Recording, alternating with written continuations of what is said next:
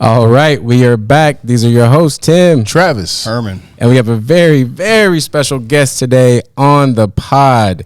It is Glenn Sandifer II, a very close friend, fraternity brother, classmate, colleague. We've pretty much done it all together throughout the years, and so I'm super excited to have him because Glenn is now a published author. Wow. Nice. Congratulations, man. We got a sound effect somewhere for that, but I just don't have them marked. But big round of applause for you, bro. Standing ovation. All right. So Glenn's book is about relationships, which this is technically part 2 from our last episode. You know, that one where Herman wanted to share some of man, I just had things. a good day, man. I just had a good day. All right, cool. So I'm excited to not only just kind of introduce you and your brand to my KC friends and our followers, but also just talk about this book because, I mean, first off, like, it's hella impressive that you set out a goal to write a book, you wrote the book, you published the book, and now you're promoting the book. Like, just doing what you say you're going to do is huge in this world. And so as a friend, I'm really proud of you, dude. Thank you, my brother. When did you decide that you were going to write a book? When did I decide or when I do it? Yeah, when did you decide? I never really decided. I never really wanted to write the book. It came really as a challenge. So the why, I guess, is really important. So I came out of a really bad divorce around 2012. And from that, I spent around 2 years in therapy. And from that 2 years in therapy, I came away from that kind of understanding why did the relationship fail, and not fail because of her or her actions, but what did I do and what did I miss? Were there flags that I missed? Was I ready for that responsibility and duty at that time of marriage as a husband and a provider? And the answers were no, no, and no, and it's all your fault. So with that, I adjusted my thinking and philosophy and began writing articles. So Facebook was a thing. Publishing on WordPress, I had a number of articles that were out there where I took information from my dialogue in my professional career with other sales professionals, other business owners that were having the same struggles. And ultimately, it became what is now the middle ground. And the premise of the middle ground is that we now have more success and more opportunity towards success. And the more successful we become, a lot of people are complaining they're not getting the dating outcomes that they're seeking. And part of the reason is what is uncovered in the book as to why that is the case. How we got here, what is a man, what is a woman, what are you doing to earn that? And then the book now being a 3-part book, we go into what is the middle ground, how to get what you want, and then doing the work on the back end is part of it. Dope. All right. Awesome intro. Let's rewind. Glenn Sandifer, born in Indiana. This guy Indiana. This guy's black in the middle. He's black in the middle through and through. Probably one of the reasons why we hit it off so well. Just kind of give us like the high level of your upbringing and how it was in Naptown. Sure, Naptown. So I grew up in a 2-parent household. My mother and father still married, celebrating 44 years of marriage this year.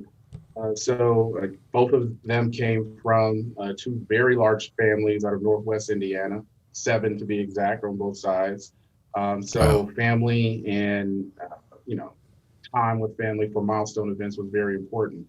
So growing up in Indianapolis, I was the only one in Indianapolis. The rest were all in Northwest Indiana on the extended side, Mississippi.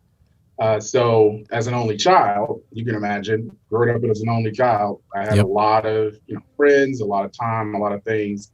But kind of growing up in Indiana kind of shaped who I was. And when it came time to graduate from high school and I knew I was going to attend college, I knew that I wanted to attend an HBCU. So I applied to a bunch and was ultimately accepted to, at that time, Bethune-Cookman College. Yeah, that's right. You did go to BCC first. BCC. CCC. Went there for my freshman year, hated it, but still have really good friends from that first year. And then I made the decision to transfer to Florida A&M. All right. So if we rewind back to your high school upbringing, elementary, high school, like we grew up in white America. How were the demographics in your local town and high school? Yeah, the demographics, well, like most cities in America, you have your public school and your private school, but we had township schools where in our city we had 9 townships, and they were designed to be an opportunity for integration. So Gotcha. I graduated from Lawrence Central High School, go Bears, and at that time our school was 50-50. Wow. Okay. So 50% African American, 50% Caucasian. There were the occasional Hispanic, Asian, sprinkled in classmates that we have, but the numbers were never past the single digits.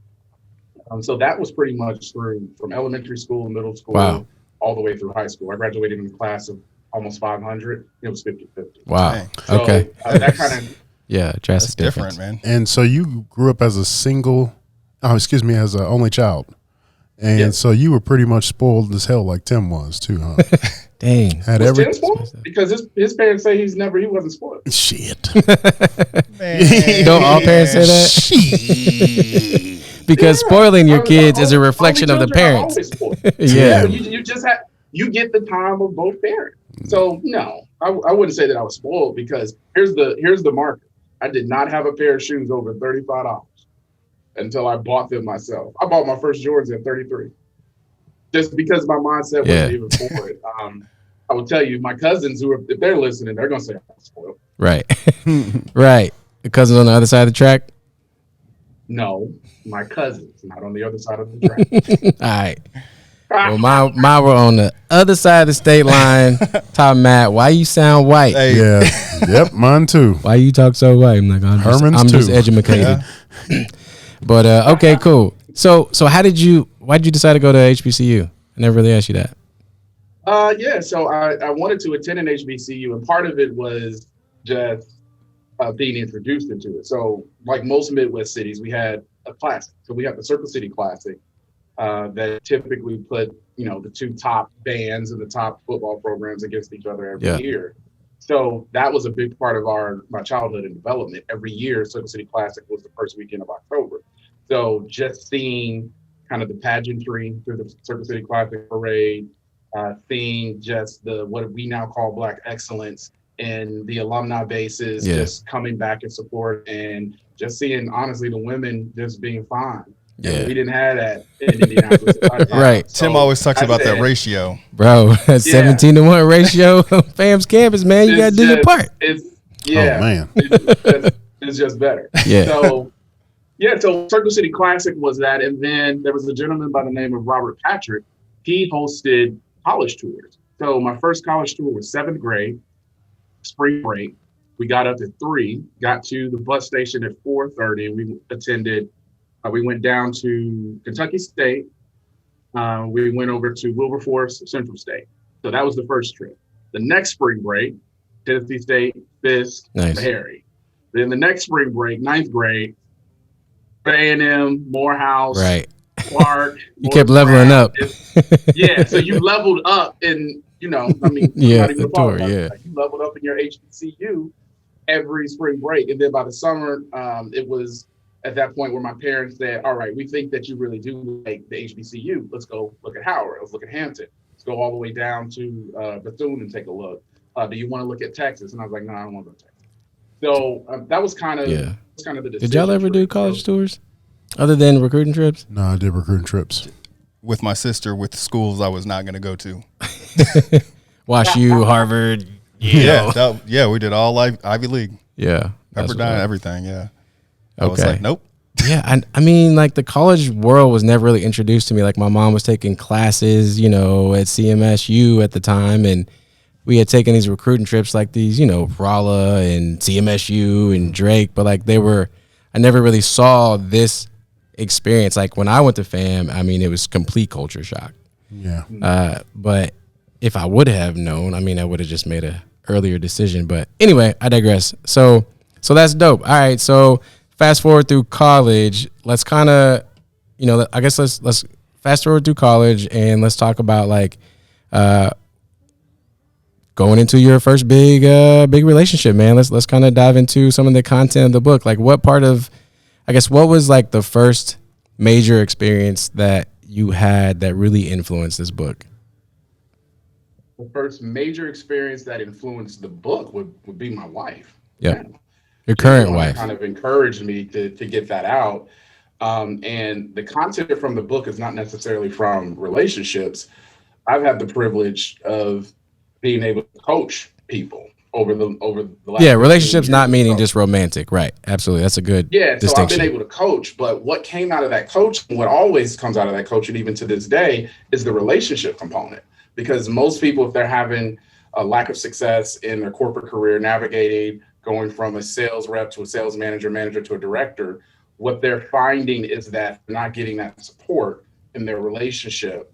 And they don't know if it's an issue of capacity. They don't know if it's an issue of identifying and meeting needs. And there are a ton of books that talk about the why Yeah. behind, business success, corporate success, but there's not really a connection to what you have to trade off in order to get that success.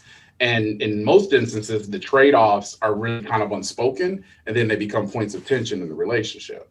But from a relationship standpoint, I didn't have that many relationships. I didn't have that many girlfriends or anything. I think at Florida A&M, I had two. Yeah. I had one coming out of college who I was with through Bethune-Cookman in my first year at FAMU. And then, I was on a hiatus. I wasn't popular like you.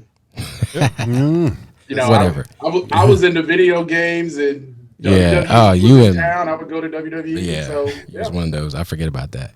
I still do T-Bone's now. T-Bone's ears perked up because he has not read the entire book. I'm just going to call him out.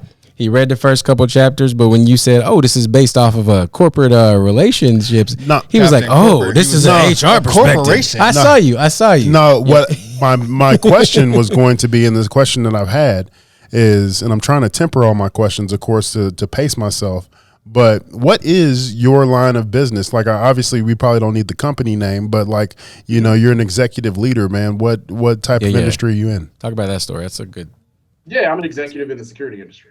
Okay. So security, not investigations or private, but commercial grade and residential security solutions. We also do weapons detection, drone displacement, things like that.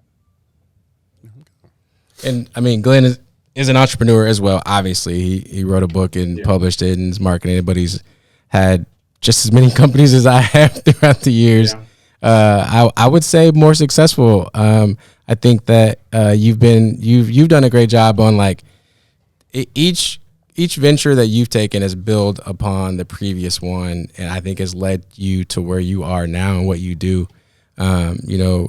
Sandifer has multiple streams of income. I think he's a very financial savvy individual. Probably that FAMU MBA kicking in, obviously. So he has a FAMU MBA. He has multiple streams of income.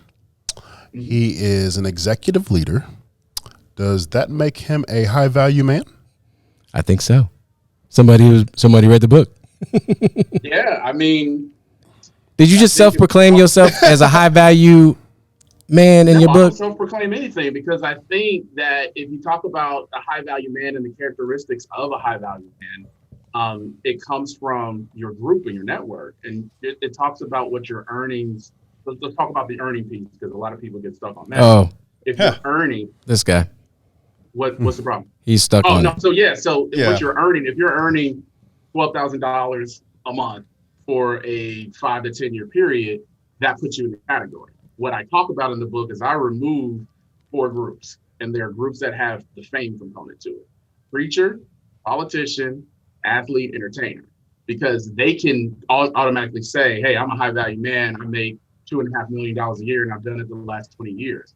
When you start looking at the other characteristics of their tribe, the group of men that they're around that hold them accountable, that they're growing and developing, that they're men of integrity, they're family men, they're men that are committed to the growth and development of their local community and their broader community, and they do that over a consistent time period, high character, then that would make them high value. I don't judge if I'm high value. Other high value men who are at a higher level judge that. And so what I say is based on the book. I've been on 6 of them, Yeah. and most men have. Yep. Especially if they get to high value status. There are some who can skip some steps, but typically you have to go through the evolution. pains and the trials in order to get to the level in which you can be the most effective use for your community or for your family. I agree with that. Herman, are you ready to pop off? You're still warming up. Herman's still warming up. So there's a lot I disagree with, but all right, hold on. Before you get started, let me start off with a few things. So in the introduction of the book, it is stated, in fact, let me warn you that you may not like what I have to say. This is in the first paragraph, y'all. First page of the intro, first paragraph, trigger warning. That makes you sit up in the chair. When you read that, you sit up a little bit like, hold up. Okay. Go ahead. Offend me, bro. Let me see what's popping. So then the other piece that I wanted to just make sure like we just kind of explained, well, Glenn just did. He explained it very well. This book speaks to the corporate executive, aspiring executive, solopreneur, entrepreneur, or high-earning individual struggling with the balance of managing successful relationships while finding sustained success in their professional careers. So what I thought you did fantastically in the book is you identified who this is for, like very clearly. And so, and I think to some respects, it's hard to be all of those things, right? So that's why you got the playbook, right? So, Herman, why you mad though? So I'm not mad at all. I was going to say, Herman's not mad. I'm not mad. I am confused because I look at, so let's just, if we just staying on the salary, the 12.5, it can mean so many different things. And we're talking about like making $200,000, like that can also ebb and flow based off of decisions that you might have made before. So like you could be paying for multiple children. So like, why that threshold is a start, and then anything above that, I mean, you're talking about ball players, and even if you take them out, I'm like, I feel like there's also a lot of confusion that women could get by misinterpreting what a high value man is, because I just feel like, if that is something that feels like this book chases, right? Like you want a high value. Well, I guess the book really talks about chasing the category in which you align. But that also isn't what people do. So I guess one of my questions is this to stop people from trying to like jump up ahead of where they want to be? Because in my world, I'm like, you would always chase the top. Or you dress for the job. Yeah. So let me make sure I understand the question, because there were a lot of valid points in there. You're saying that the financial threshold at that such a high number is a challenge, but also is the book geared towards having people go after what they qualify for? So I talk about that. So it's, what do you want? What do you qualify for? What does who you qualify for want? And how do you give it to them? Right. Because if we look at, I don't like to do celebrity relationships, things like that, but if you look at my own relationship and my marriage, I qualify for my wife. In order to qualify for my wife, it costs something. I have to be able to provide at a certain level. I have to be able to emote at a certain level. I have to be able to give of time at a certain level. 10 years ago, I wouldn't have qualified for my wife, and I know that. But now that I know that I qualify for my wife, I do a better job of trying to study her and figure out what she wants so that I can be the better provider that she needs and the better husband and spouse that she can need. Yes. The pre-work for that, this book talks about, because if the ultimate outcome and desired outcome is marriage, I want people to understand, don't outkick your coverage, because you may never be able to gain that coverage back. Ooh. We have a world now where everyone has a list. You've heard the list. People that I've talked to and I've coached, they have a list of what they want from their job, what they want from their employees, what they want from their supervisor. But then we also have a list for our relationship, and that list is much longer than it was in 1981. Right. That list includes things that, when you look at the desired outcome of a relationship, sometimes don't even matter. Right. And so when you go into a relationship with a list that doesn't matter, and you haven't done the work from the things that matter, you get the outcomes that we're seeing today with relationships. That's a good point. Where men are frustrated, women are frustrated, where modern women are frustrated with modern men, traditional men are frustrated with traditional women and modern women. And it's a cycle, it's a rinse and repeat cycle. That list, I mean, that just, brings me back to the entitlement episode, right? Like, Yeah. America has an entitlement culture, period. At every level across the board. Like, we making lists, of our requirements, and we're not even thinking about what are we giving out and bringing to the table. Well, I think that we do it. We just don't think about it, right? So that's where we end up. We don't put it down on paper. We don't make our own list. It's not like it's intentional. Like some things or some attributes of who people are, just you land in a certain place just based off of who you are, right? But if you're not like paying attention to those actions, then I guess, yes, to your point, like you will get misaligned because you don't even know what that other person could be looking into your value. Because I think about my wife and I'm like, man, me and my wife, she connected with me when I didn't have like a damn thing. I was at rock bottom, but she saw something in me that at the time I didn't see. Yeah. But then I read this book and I'm like, well, I qualified for her on characteristics that I couldn't describe at the time, but then she should have seen something in me, or she should not have talked to me at all because I was definitely. Well, we've been telling you for years you outkicked your coverage. No, but as men, we should outkick our coverage. I believe that to be true. You got to outkick your coverage in character, beauty, standard. We just do, and I mean that's kind of the deal. But going back to your point, Herman, that is exactly what the book is trying to get people to do. Stop looking. Don't come with a list. You had potential that your now wife saw. And she was looking at a different characterization or a different list of needs that she wanted long term, I'm assuming. Yeah. Right. So that makes sense to me. And the book is about helping people get out of their way of not doing that. So one of the ways you do that is by identifying the different types. So you talked about qualifications. For the listener, can you help identify the different types of males? We did that. In our social dominance, we went alpha, beta, gamma, delta, That's almost zeta, eta. Yeah, man. Can't blame me dudes. I'm kind of stomp the yard up in there. But you have your own sense of males. Can you kind of walk us through that so we can, so the listener can absorb the different types? Okay, listener, trigger warning. Men, trigger warning. Women, trigger warning because your man falls in this category. So the chapter is Boys to High Value Men. Chapter 2. I will tell you the original chapter was the longest chapter in the history of all books. The Bible was only longer because there was so much content that came out of everything. But let's just say that the first is boy. So we talk about a boy as from a characteristic standpoint of what boys are. Boys are into fantasies. They're into childish pursuits. So boys are not ready for relationship. I have a boy. He's nowhere near mature enough to handle anything outside of what he can do at his age. The next group is the most popular group with your female audience, the F-boy. They love the F-boy.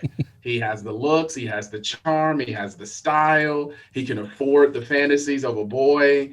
But emotionally, he's immature. Emotionally, he's unavailable, but he has the best chemistry. He is the best looking. He has the best sex. So a lot of our women spend time with the F-boy.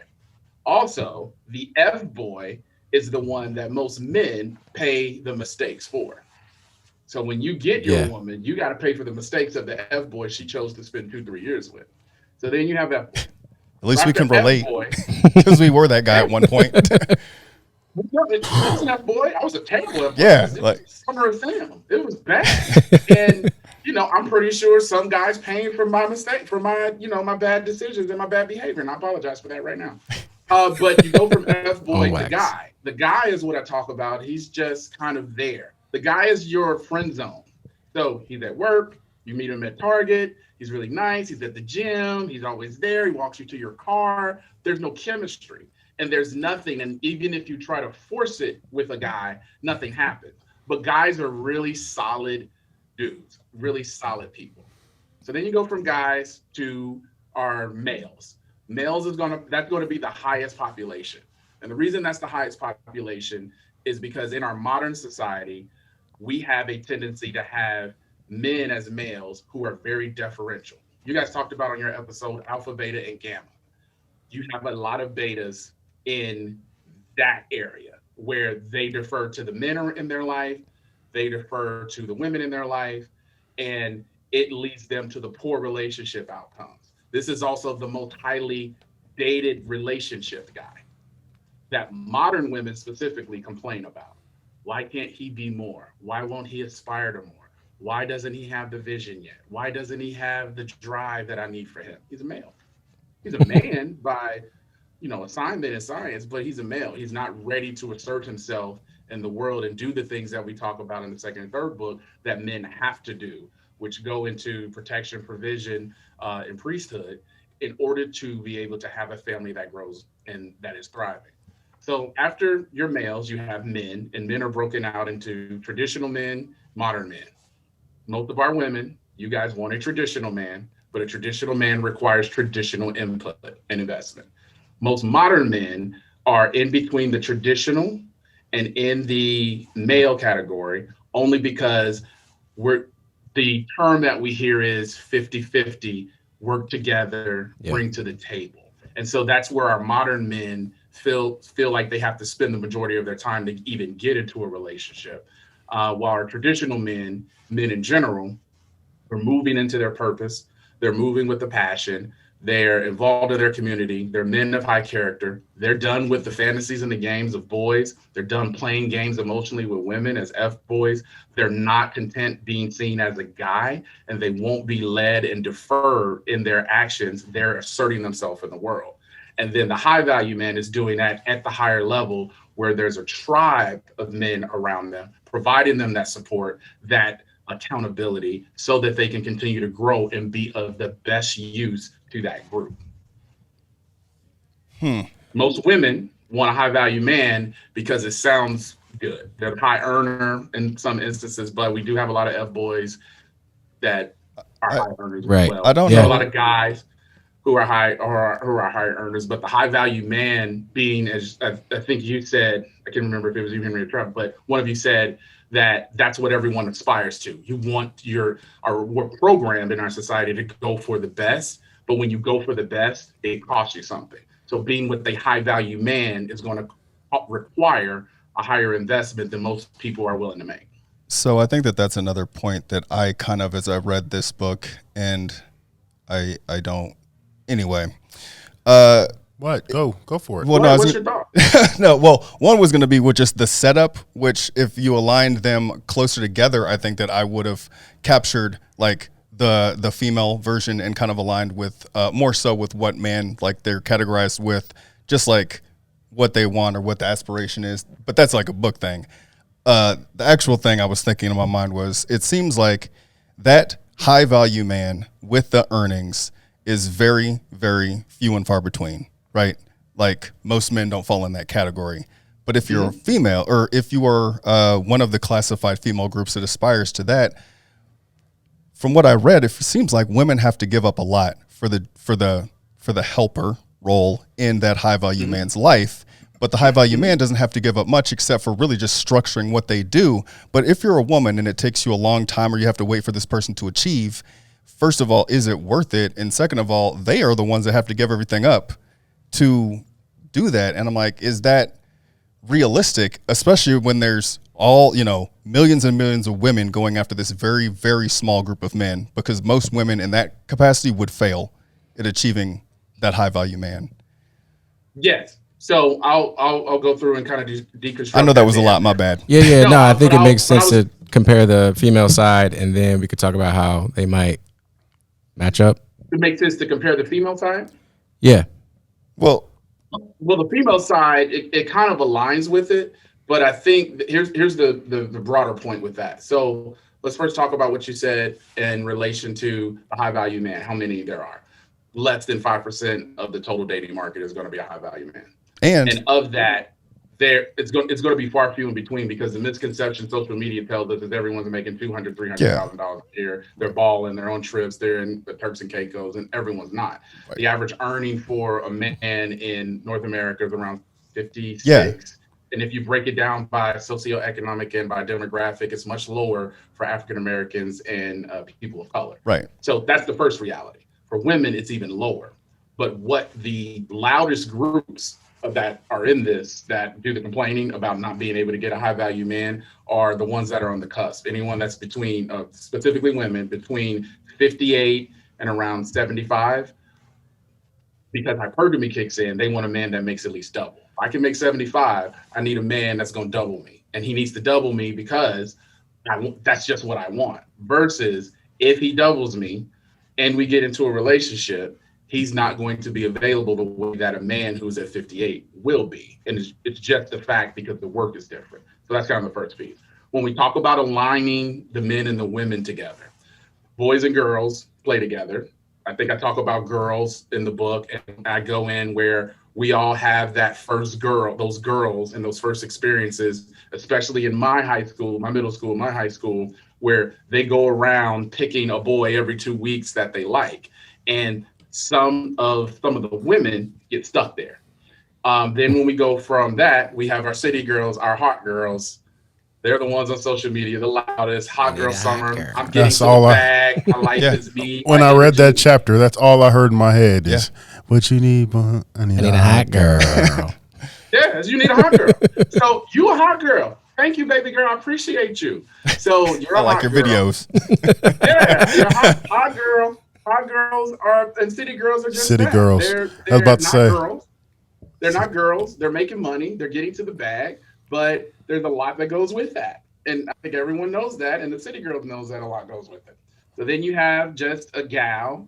And a gal's similar to that of a guy. She's kind of there.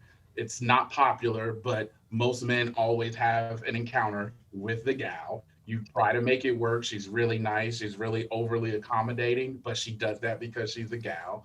And there's nothing really special there. She's not so cute. Most guys move on. A lot of F-boys have their gals sitting on their roster for Tuesday and Wednesday, and then they're back during the week. See, girl, on the weekend, bro. Man, what? I don't understand none of that. This doesn't play in any part of the world. So I'm making it up. Then you have our females. The females is a very long chapter. It was. I truncated it, but in the much larger multiverse of the middle ground, the female takes up a lot of space because they're the largest group. They're the largest group that is in the dating pool at any given time.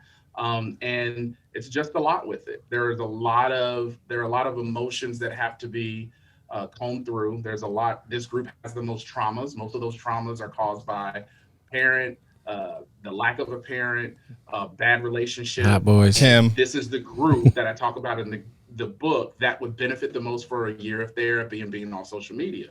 And that's what I've told clients.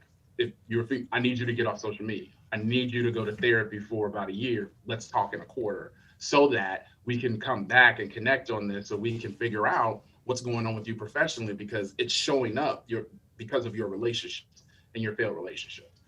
And then you have women. Women are broken out into traditional women and modern women.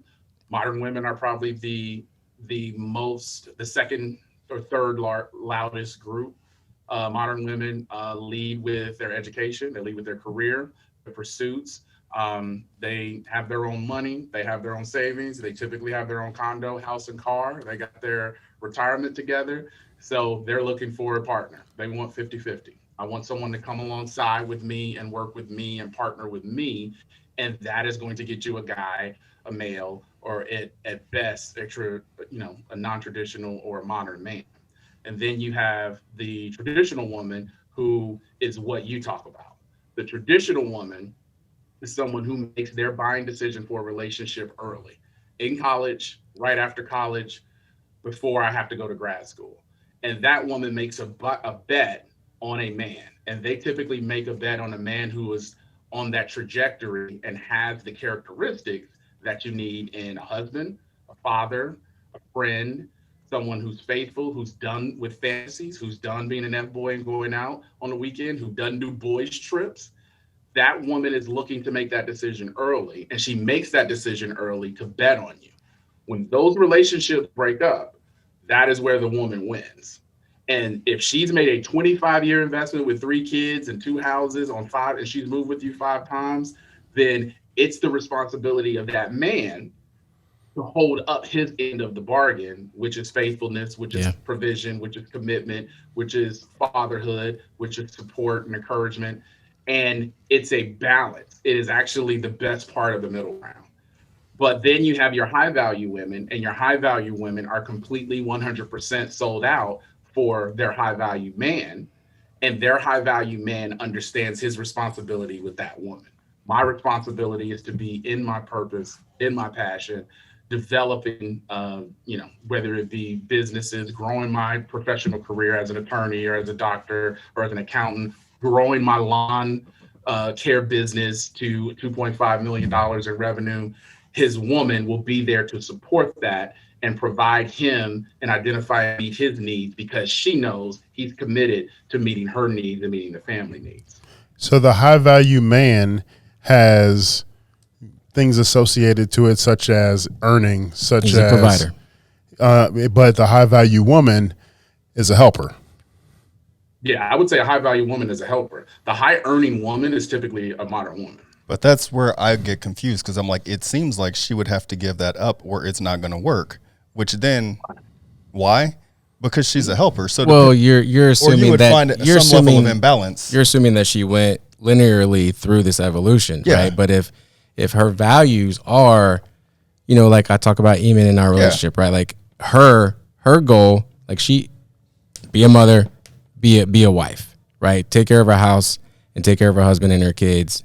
And so she didn't have to, like, she could have skipped the modern woman piece and went right to high value woman, found her male, ushered me into high value male status, and now we're a perfect couple.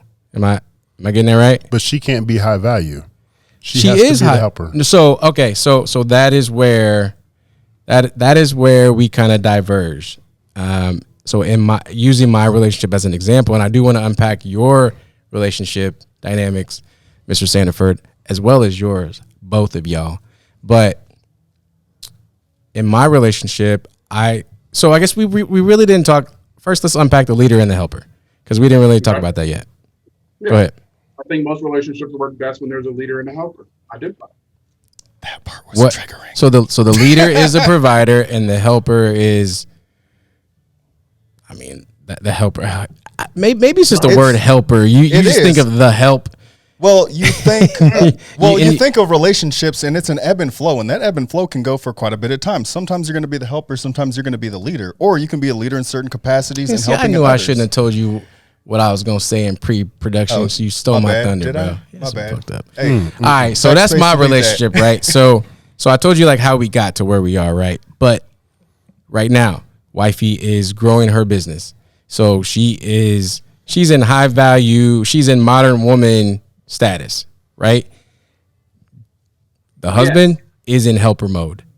Whatever she needs, pick the kids up, take them to school, pick them up, do karate, make ramen noodles, make sure they take a bath at least once a week, like get them in bed before midnight. I'm exaggerating, but I am the helper, and I'm 1,000% cool with that, because she's doing her thing that she's passionate about, she's excited about, and that is going to help provide for the family. So it's like, what category do you put her in, or is it okay to straddle back and forth to what works best for your marriage or relationship? For your relationship, or like how do you classify us? I mean, did I classify us the right way based on your framework? I guess I would match that characterization. Yes, I would say that if it's a leader and a helper, the book doesn't talk about gender roles, and sometimes people ask about what's the gender role and responsibility. This is 2022. You're not going to get the gender roles. I talk about my two grandfathers. They got gender roles. Yeah, they understood. Yeah. They both came home from World War II, bought a house cash, went and got a job as trades. They were making money on the side in other trades, went to the Legion Hall on the weekends for the dance, went and played cards on Saturday, Sunday went to church, made love to their wives, and had 7 kids. They did that in perpetuity until they died. Yeah. So that's where, to me, oh, go ahead. So, and in that scenario, their wives were helpers at home. And if we take a look at the book and we talk about some of the other dynamics within this country and in North America in general, they had to deal with more stuff and mess than our generation now has to because of the benefit of time. And so they were still able to thrive financially, thrive with the family, thrive with the growing community. And I believe that that dynamic of that family, leader and helper, provided that. Yeah. It switched at the end of the 60s and the 70s. And then the 80s, it went on steroids. Yeah. To where it was 50-50. I work, you work. My dad was the first real generation where he did chores. He was at home sweeping the floor and cooking 2-3 dinners a year while he also had to have a career, pick me up from activities, drop me off at other people's houses. My mother also worked as well. So that was the first generation for it. So, but in that scenario, in that situation, my father was the leader, my mother was the helper, but based on roles and responsibilities on what they negotiated, someone led in some areas and someone sat back and helped. For my own personal relationship, my wife is 100% sold out on the child care. I don't have any questions. If the kids are happy and healthy and developing, we're going to do it. If we have a problem with the babysitter or the daycare and you have a problem with it emotionally, I got a problem with it emotionally because mama is unhappy with what's going on with the kids. Dad's unhappy, and we're going to figure this out. She leads in that capacity. But I believe that the best thing for any relationship is to have a clear distinction between who leads and who is the helper. There's a lot of noise in kind of the blue pill and the red pill, which I say those people don't like each other. So about he needs to get on my page, she needs to get on my page. And that's not what I believe. I believe the middle ground is where the best relationships are going to happen. And we have more than enough examples over a 60-year period of that, both in celebrities, professional, political couples, and then individual relationships where it doesn't ebb and flow with what happened in 1955. That doesn't happen in any one community at any one given time here in 2022. Yeah, so I think one of the things about the book is the way you tee it up, and you do talk about this. I'm going to call it evolution, but we can call it progression. Of things that have happened from 1950s on, like you just highlighted. So I think the way you tee it up and get into that story, there's a perception that the leader is going to be the male and the helper is going to be the female. So to that, you would say what? I would say that would be the reader gleaning that. And that's exactly what you did, bro. Yeah. You self-assigned gender roles to I the actually helper and the leader. I never assigned gender roles. No, you explicitly said that you didn't. I think you said we were not talking about. Well, my thing had to do more with that time frame and the evolution of broader economic dynamics, right? So you talk about that, but I'm like, the outcome of that wasn't a negative thing. Like playing its role. The great societies every time. Yeah, like that playing its role. Like since all of those things were implemented, it's gone down 50% as far as like in that. But so one of my first questions, like, who is this book for? Because if it's for Black people, then those numbers are way different. Like Black people have grown. Yeah, that's a good question. Obviously we talked about in the preamble, we talked about, from a position standpoint, who it's for, but like demographically, is it for Black people? It's more for everybody. For everybody. The book's performance is for every group. Right. I figured that was the case, and that's good because I mean, obviously. But I mean, I think a lot of your qualms came from the Black. Yeah, because I was like, well, you can't assign these programs as being like the next paragraph starts with, this is kind of like the trajectory of things going south. But I'm like, the broader economic things that were happening was killing off a union. So I'm like, a single man at that time could work with the union. Black people, Great Migration, were in different places like Indiana, right? So I'm like, we're in these places. You can make enough money to support a family. But as time has gone on, women had to enter the workforce. And then you're talking about economic growth, stability, and GDP and productivity. You need women in the workforce. So when then the next step was going into women basically need to be able to lay a pathway and be helpers to this like high value man kind of pathway is how it read to me. Maybe I'm wrong, but that's where I started like having qualms where I'm like, whoa, we're going backwards because you almost have to have two incomes now No, even on a path. Yep. Yeah, even on in your North pathway America, to you have to have a 2-income household in order to thrive, because the typical family wants to have 2 cars, a nice house in a nice neighborhood with great schools, if not private school, 3 to 4 vacations a year, new iPhones every year, new MacBook Pros, all of the activities for 2.5 kids. That roughly costs, in my city, that's anywhere between 175 and 300. Yeah. So how are you going to get that kind of upper middle class lifestyle with 1 income? If you're a high value man, you're typically older. We know that most women communicate they don't want to age gap date. They want someone who's their own age, who they graduated school with. That's fine. You have to make the investment in the buying decision early to work on that high value man. And then typically you meet in the middle when you work out the deal. Yeah. And the deal includes things such as gender roles in the relationship and ultimately in the marriage, so that the relationship is thriving just as both individuals are thriving. So one of the things that I find interesting in this whole into the book, and then I really want your take on this, we're talking about, do you feel as if there needs to be a kind of a priority set between a relationship as far as, identifying which job, I guess, has more value? Do you think it can be 50-50, or do you think at some point in time within the relationship, you're going to have to say, hey, it's going to be 55-45. Like if something goes down, we have to identify what's primary and what's secondary, or can it be 50-50 and both people be working toward a trajectory of being high value? It depends on the job, and it depends on the profession. If you're an attorney working on your partner track and you're married to another attorney who's working on your partner track, that's going to be a struggle for the relationship. But if you're in a dating relationship, which the book is focused on, finding that person that best fits what you're looking to achieve, meeting them in the middle, making the deal, and then assigning roles and responsibilities down the line is going to be the best. I've been in a situation where I've out-earned my significant other, she's out-earned me, and we've been okay with that. There's also seasons where what you talked about, the work of one becomes primary and one secondary, and that's historical.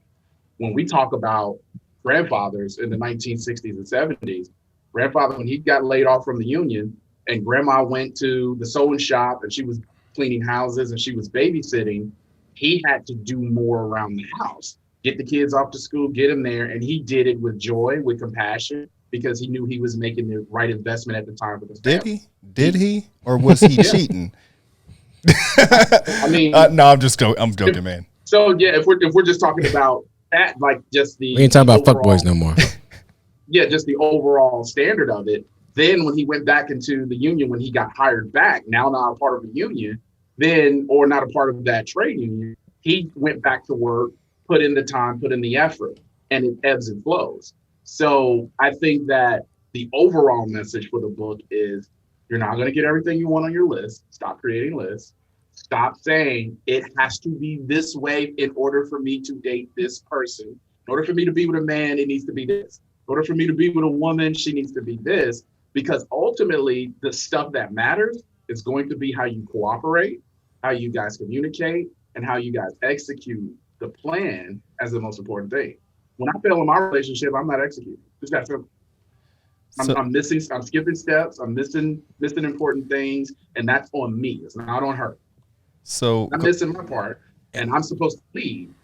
I have to own and have accountability for that. When she calls me out on it, I take my shame, I move on, and then we get back right into position. And that type of mindset is what's meeting most people on the other side of the relationship status of dating. Yeah. You're going to have to get out of your own way. You're going to have to stop being selfish and making it all about you. And the relationship is going to have to be primary focus. And sometimes, to close the loop, sometimes you're leading. Sometimes the other person is leading. Sometimes it better never be there's no leader. Right. Because where there's no vision, the people will perish. There has to be a vision for each of the most important things in your relationship. Yeah. So I just want to reiterate that point, from a sentence on page 2. With the help of this book, you will successfully identify why your relationship outcomes are 1, your fault, 2, under your control, and 3, your responsibility to fix. This book puts onus on you and no one else, right? So we're not pointing fingers, and so I think that's important, man, because a lot of times we pass the buck, and we start coming up with reason and excuses why it didn't work out, when deep down inside, you just didn't do the work. You didn't put it in. You didn't make the right decisions. You made bad choices, as I tell my kids. Yep. So, and one of the terms that I use is, it comes from the imago technique of therapy. It says the story that I tell myself. So a lot of times we tell ourselves a story based off a certain instance that may be a one-off, and we start to build our story on it because it validates what we want to be true. And when you do that, you do damage to yourself, and then you do damage to the relationship, or even the potential relationship. Because we have some listeners right now who have said, the story that I tell myself is there are no good men. The story I tell myself is that there are no women that are faithful. Really? So based off of what? Well, based off of my personal experience. Based off of your personal experience. What if I told you that what you're telling me is less than 25% of the market? So 75% of the market doesn't have the characteristics that you're speaking to. Well, I wouldn't believe that. Why? Because I tell myself and what I know, and then it goes into I, self. And sometimes you have to step out of self and in order to get the outcome that you want. So just something I wanted to touch on briefly, going back to a couple things that I noted down. One was age, looking at history, because, in the 50s, 60s, people were women were getting married at 20, and I think the average age of a man was 22. Fast forward, people are getting married much later. And so when I read through this and I think about today, also back then, most men could work one job their whole lives and take care of things. Like, you could be a mailman, take care of stuff. We don't live in that world. So I'm like, while men have to ebb and flow out of different work situations, whether you're laid off or whatever, I just feel like today the agility that both men and women have to have would leave like this kind of structure, people kind of ebbing and flowing out of all of the time, or some more, I guess, instances of how to manage people ebbing and flowing out of whatever category they're in, right? Like, if you're a F-boy, that could just be a phase, or it could be a phase because you lost a job and, you're just down and out, and, it just, to me, there's... But you still have to have the other characteristics of... Yeah, but you're going to have to deal with those characteristics more often than in the past, when people just kind of like did one thing, right? Like, on your pathway to being a high-value man, you're going to have a lot of hits and misses, right? And whatever woman is going to be there, she might leave you because you tricked stuff off. But I'm like, we're talking about a long pathway. Like, that could be 10 years, 15 years for you, on that path. Yeah, but I think he said that, right? There's buying decisions that have to be made early when you're at these other stages, and they have to believe in your vision. You gotta make your bet. Place your bets. Yeah. But that's the thing. Like, that's not popular. Like, I got to place a bet. What do you mean? We're people, we have feelings. You still got to place a bet. So, you have to bet on this person and be willing to fail at it. And if you're going all in and fail, then you left it all out on the field. But wouldn't the best advice be for them to just focus on yourself and your own interpersonal success until you reach a point? Like, I mean, to me, that is a risky bet to bet on somebody in college. No, don't do it. I would tell people, don't do it. I'll tell my daughter, don't do it. Yeah, but there's to bet on any man before he turns 40 is probably... If you're going to get married as a woman at 26, why are you betting on a man when you're 19? He might have the vision. It might come from a place, but I think... I think the question is, what do I think is best? I think that's... like, should a woman... and not that we should be deciding what women should do or choose. Damn, you trying to get us canceled, bro? Hanging up. No, right? I'm like... No, but I'm just saying, like... Yeah. But what do I need to tell these women in order to become... Let's take it from the man standpoint. Yes. So the best advice that I can give, where I have the most success with the outcome, with young men that I've mentored who are now 30, I told them 18 to 22, put your head down. You need to go to college, go to the military, get you a trade, and then come out with the ability to go how to make money in the market. 22 to 30, you need to be building your craft. At 22 to 30, you can become expert in your craft. That's real. So whether that's medicine, whether that's law, whether that's sales, whether that's accounting, engineering, all of these necessary education, whether it's all these necessary skills and skilled up jobs that require you to be specialized, you now have become expert because you may have 10,000 hours of effort towards that. So then at 30, you can take a look and say, all right, I'm not going to be like my great grandfather just because of the age group, and I'm not going to be able to work for this one company forever. So maybe I think it's time for me to either look at other employment, find my own opportunity, look for a partnership track, start my business while I'm working this job. So you spend 30 to 33 really getting laser focused on honing the skills. This is when you typically take your first or second real promotion. This is when you have skilled up and your time is in fitness and your health and your faith and your family. And you've done the work necessary now at 33 to say, what's going on in the market? You became a man. I'm going back to homecoming. Yeah. You go back to homecoming. You haven't been to school in 11 years. You get to homecoming. You see all your friends. You have a good time. And then you may start deciding, you know what? Such and such looking good. Let me go ahead and reach out to her. You have spent a decade working on your craft. You don't have the option to make a mistake because you've bet on yourself for a decade. So who you pick needs to match your hustle, match your energy, and you guys need to be able to work out what the relationship is going to look like. There is a big problem in that, though. At 33, there's tread on the tires of whoever's looking good over there. There's so much. There's so many things in life that has happened. I mean, it's real though. Like you do have the ability to maybe take a chance and say on love because you've been working on yourself. But quite frankly, people have been living their life. And I would take your scenario of working on yourself and take until 33 to be able to make a calculated decision, because I don't think that's a bad premise. But what I think is that today's day and age, you're going to be hard pressed to find somebody with that level of dedication matching you on the other side. I'm not saying it's not possible. I'm saying that, and I've said it before, the older you get, that dating pool looks different. When you're young, that dating pool looks like Tao in Vegas. When you get in your early 30s, it starts to look like the YMCA. The YMCA. You start getting earlier, you start getting later and later in life, then that dating pool looks like the Super 8. Like, God.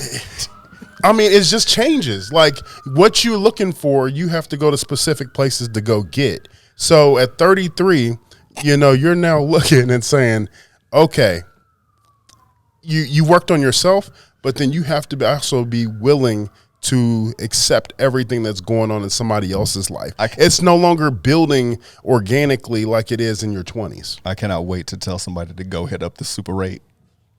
Super 8 and YMCA? That 24-hour fitness YMCA pool, it'd be cool, but it ain't no action in there. It's not nothing popping. I'm going there to swim laps. Yeah, you're going there to swim laps. Yeah, mm-hmm.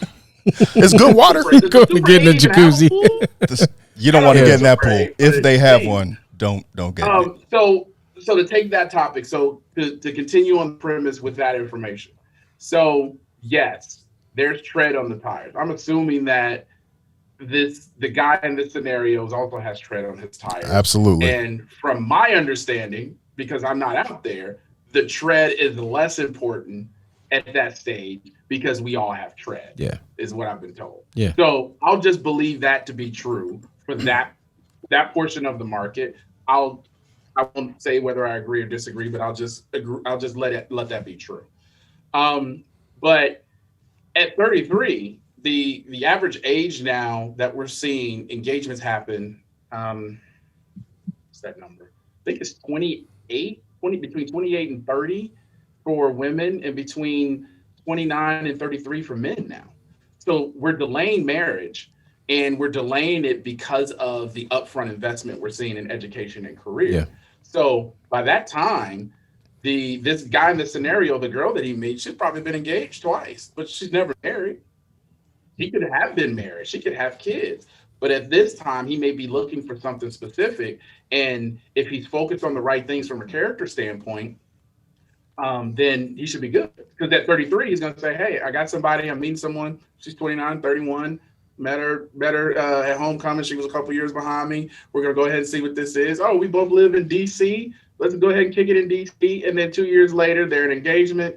3 years later, they have a kid. They're in D.C., so they can't afford a house, from what I'm being told from everyone. So then they have to move to West Virginia. They can move to West Virginia, or they can come to the middle of the country where you can afford things.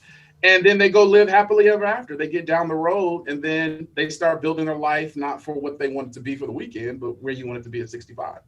Yeah. So I'd say in that scenario, this guy is laser focused on what he wants his life to be at 65. What do I want to be on the porch with my wife? Do I want grandkids? Do I want us to have a 30-year marriage? Do I want a 20-year marriage? Do I want a 10-year marriage? Do I want to be my second or third or fifth marriage? I think if there's any 33-year-old man that is thinking that thoroughly and has a plan like that, then that person is okay with the past transgressions, right? Like, you got some, she got some, you're bringing your baggage to the table. But as Glenn said, like, just make the deal, man. Yeah. Make the deal, negotiate what you get, what she get. You're cool. And execute the plan. You're cool with the past transgressions. I've been there, but I think that what you need to be conscious of is, he talks about paying for, past cycles or past previous relationships and experiences. And that's the other part of it. Then you talk about the tread. You're talking about, being ready to navigate everything that comes with that person. I'm not talking about, necessarily the kids. I'm talking about like experiences, like just being prepared for that. Yeah. Yeah. We talk about paying for the mistakes of others. So when you pay for the mistakes of others at that, my hope and what you should learn with the same intensity you have with your education and your career is how to identify that early. I try to present a clear picture of the man and the woman. Don't go back to homecoming and then get caught up with the F-boy, ladies. Don't go back to homecoming and get caught up with the city girl trying to make a deal with her when she's not interested in a long-term deal. She's living for the weekend. He's living for the weekend. That's not who you make that decision with. The 33-year-old who goes back to homecoming and he meets a 29, 30-year-old a couple years behind him, he is looking for the qualities that go into probably a traditional woman, a modern woman, a high-value woman, if he believes he's on high-value status, or he may even look at a female and say, listen, I don't have time for all of the mess. This is what I'm trying to do. He gets to that decision early. She gets to that decision early versus lingering. Yeah. Trying to make it work, retreading. A bunch of trial and error. Like it takes trial and error, and that was the biggest mistake I believe we've had the last 3 generations told, that is not going to take trial and error. It actually does, because that trial and error, like in our businesses, in our corporate careers, it takes the trial and error to build the grit, to build the character, and to build the skill set in order to handle it, and then you appreciate good things. Yes. If you get something good and you fumble it, and you never know why it's fumbled, and then you just keep fumbling, that's a you problem. If you get something bad and then something else bad and everything's bad, and then you finally get something good, what do we hear? This looks different. So this feels different. Why is this different? Why are you this way and not doing what I'm expected? And then it's on you to communicate the vision. Yep. Go ahead. Go. So in this scenario, the high value man is the most coveted, or high value woman. Is that also the most coveted from men? I would assume not. No, high value women is not the most coveted by men. But it is for women. But just based off of numbers, statistics, and probability, a woman, or most women that want a high value man, don't end up with that. And if they are married, seems like a recipe for cheating and disaster, because that possibly never leaves. And if that is true, then that girl or whatever could become a city girl if they're not being fulfilled. Like, while this man or guy is on his trajectory, but he's not the threshold of high value man necessarily on income, Mm-hmm. Is that something that every man should watch out for? Because at the end of the day, she wanted that high value man, and you, although you might be getting there, like, I think you were saying so. You see what I'm saying? Audience knows it to be, your audience knows it to be true, so it's not a trigger. The city girls go for the athletes, the entertainers. They're in the political realm. They're with the preachers. They're there with the fame component, and the reason they're there with the fame component, they spend their 20s doing that, and then they get to 30 at homecoming. I need a man who's making $200,000 a year. Okay, you What got you Fred bringing on to the you. table? Tell me about your past. Whoa, what's my past have to do with anything? I just want to know who you dated, because I heard, I mean, come on, everybody. We've been to enough homecomings at this age group to know. Like, I heard you were with this such and such from the Cowboys, and then you were with this person from the Supersonics. And the Supersonics ain't even think Heard you no got a more. baby by Usher. You got a baby by Usher. Right. So, and incorrectly, what tends to happen during that season for that city girl who's about it, she's getting her money, she's doing well, just where she works. So the weekend is a big part of it, and that's where those guys are. While the 33-year-old in our scenario, I didn't say he had a girlfriend, I didn't say he was at the club, I didn't say he was going there. He may go to his favorite football team's game twice a year. He may hang out with his friends. He may have somebody that a gal that comes through every now and then that knows what it is, but he's not out there with that. And he had to work at a higher intensity level for less. So when he gets to that conversation and negotiation, he's not giving up $200,000 that easy. You're going to have to come and work for it and earn it. And that is the rub that most modern women have communicated they don't like. Right. Why are you making me pay for that? I'm not making you pay for that. You want to get together. I like you. You're attractive. I'm going places. I think you're nice. I think we could do well and have pretty kids. So let's go ahead and get together. But all of that going out, all of this, that's not happening anymore. Yeah. And then the woman has to make a decision. All right, do I want this? Do I want to do what I have to do and be in it and be with this man who's on this trajectory? What is it going to take to be with him? What does he really want? Am I able to give him what he wants? If I am, what is the outcome that I'm signing up for? Yeah. That accountability doesn't exist, which is why I talk about it in the book. So yeah. I feel like most people settle and somebody gonna get cheated on. It just feels that way. That's because there are so many different. I know. Yeah, I think that's the point that this proves is if you don't align yourself, right? If you're not self-aware of where you are in this evolution of a man or a woman, and you're not conscious. I mean, that's what the book. It is a playbook. Look, so it's a playbook to plan for success. So the premise from your perspective is that if you're not properly aligned, your relationship could be vulnerable. Yes, and that plays out in what we see in all relationships, even from a corporate America relationship or a business relationship. Right, not properly aligned with expectations, then it's vulnerable. And if you're a high value man, does it work with a high value woman? Probability wise.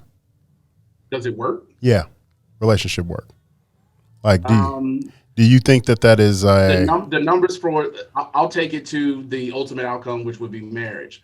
So the divorce rate for people earning a combined income of over $251,000 a year is less than single digits, because there's more at risk and there's more investment. So people just tend to work it out. So if I'm a high value man and I'm providing, and you're a high value woman, and I'm leading and you're helping, we're going to figure out a way to make this work. Where we see incorrectly in our society is the high earners who have a fame component. They're the ones who are out here doing what you're talking about. They're cheating, exercising options, whatever the interwebs wants to say is the term now. I don't care. It is what it is. And that is when the relationships break down.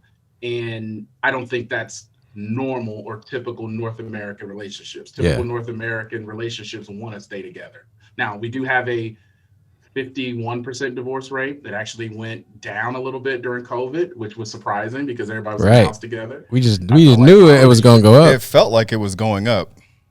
Yeah. So, we had a higher marital rate for the first time in 20 years during COVID. So people decided, okay, we're in the house together. I actually really like you, so let's go ahead and get married. Yeah, we made it this far. Yeah, so we ain't I think no young what girl. we're talking about, where the exercising options or infidelity happens is when you're someone that is a modern man or a woman and you're with a male, female, or you're with a guy or a girl.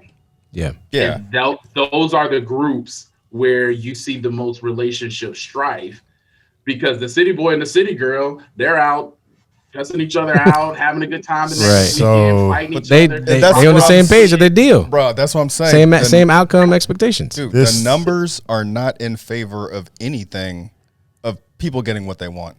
The numbers just aren't there. It just is what it is. So this leads me. This leads me. The failure of people on the back end of the outcome of marriage, because there was a season, it stopped in the 80s, where the marital standard, those are the people who helped with relationships. Married couples been told to go shut up and sit down. You don't know what we're dealing with, even though we've been there. Some of us have been there several times. It's kind of like, man, I know what you're dealing with. I know what you're going through. Oh, that's who you're dating. Yeah. That's gonna not end well. 6 months. In this, it just makes me think that the people that don't get married, that are living city girl, city boy life, I mean, that could be something that works because the numbers aren't in the favor of settling down and that being successful, especially if your aspirations are high value either side. And here's what I'm not a fan of. If you're a city boy or city girl, don't profess to want a relationship and be a traditional man or a modern man. Stay a city boy, stay a city girl, and live your best life. And now in 2022 and beyond, people are making that choice. Yeah. People are making that choice more often than not. You can make that choice and no one is bothering you. Just stay out of the way of the men and the women who are trying to get together and figure out the relationship, and stop tripping them up. And men and women who are being tripped up by the city man, the city boy, and the hot girl, stop getting tripped up by them. All right. That's facts. Got two things before, I know we got to wrap up here soon, because Glenn has responsibilities, being a high value man. All right. First, there's only one name mentioned in this entire book, bro, and it's mine. Page 38. Enter Tim. Tim has an idea of what he wants. He's attracted to a woman at the gala or charity function. I go to a lot of charity functions, don't I? Yeah. However, the chick he met at the coffee shop does not fit that. The story about Tim goes on for a paragraph, and then you kind of shift conversation. Why you pick the name Tim, man? It was the name that popped in my head at the time. Do I need? I'm just happy I read the book and then we didn't get no best man vibes. I would just man. Got a little Harper Hill. You ain't changed the names enough. Harper? Yeah, I didn't change the name at all. No, it was just I just threw a name. And honestly, I think for that chapter, I actually changed the name because I had to decrease the word count. Oh, that's funny. You're funny. Well, I mean, I read the story and I was like, okay, he is a 70% chance he could actually be talking about me. But yeah, I know you won't agree or disagree to that. All right. I want to take it to, I mean, I guess the end all be all, right? So if we're on the same, man, why are you giving me in that face, bro? I got a curveball question that must be asked before you wrap this up. Go ahead. Okay. Everything we've talked about is male, female. How does this book apply to non-traditional relationships? You talking to the Midwestern traditional Republican? Isn't that what you said writer? in the first part of the book? He says, we ain't doing that. There's not 52 genders according to the author. Could the lessons be applied to those who are non-traditional relationships? I don't know. He's not qualified to answer that question. I'm not going to speak on that. All right. Yeah, I mean, I'm not qualified to answer yeah. at all. All right. We can wrap it up. All right. So 4 out of the 3 here have taken the plunge of matrimony, signing the contract. And in the book, you talk about marriage is duty. Yes. Marriage is duty. That's a weird word to say out loud. Ain't it? No, It's duty. But, and I, marriage is a contractual obligation, right? It's with God and with the government, whatever you believe, however you think, et cetera. But that's the end game for the perfect couple, right? For the most part, based on the author being middle ground, middle of America, upper middle class, conservative values. That's just kind of what we do, like Glenn said out. So my question is, how do you get to that? Like, how do you get to the marriage piece? Like, do I have to be a high value man and a modern or traditional woman in order to have a successful marriage? Can it be a different makeup? Yeah, I think it can be a different makeup. I mean, we all know a city girl and a hot boy who are all together, a hot girl and a city boy who've been together 35 years. So there's a way to do it for every group in there. I do try to exclude boys and girls because boys and girls just don't have that true emotional maturity yet. But for the other groups to connect, I talk about guys and girls, they end up together. We see the guys and girls holding hands at Disney. They're the ones taking they have fur babies. They're happy. Yeah. And they're happy just kind of existing, going to work and not doing anything super exceptional. So it does work. But the point that marriage is duty. You ain't doing nothing exceptional with your life. Your average love. Get that. You call that Delta love. I mean, there are people who want an extraordinary, a large. Yeah, they do. Yeah, there are some people who are content going to work 9 to 5, yeah, coming home, having dinner, watching Netflix, making love, and going to sleep and doing it all over again.